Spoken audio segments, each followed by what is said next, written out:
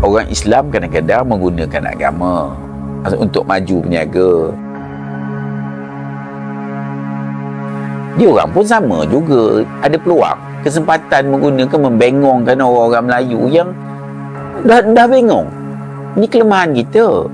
Dia orang bijak, dia mengkaji orang ni kalau buat macam ni okey. Jadi kita lah kena lebih pandai supaya kita tidak mudah dibeli. Tok nak cerita satu kes. Ada seorang Tan Sri, dengar betul-betul ya.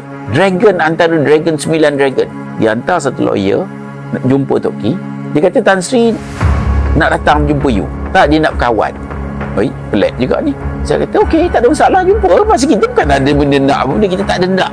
Jangan nak orang benda yang haram yang tidak berkaitan ini. Dia akan bawa 500,000 cash dan dia akan beri you, dia akan bawa satu Velfire baru semua.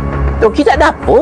Tapi masa kita mungkin bising ke, dia susah nak buat kerja ke, partner dia jadi huru-hara, dia nak bagilah supaya senang dia buat cerita, dia buat kerja, supaya dia tak payah pening kepala, buat salah pun kita tak cerita.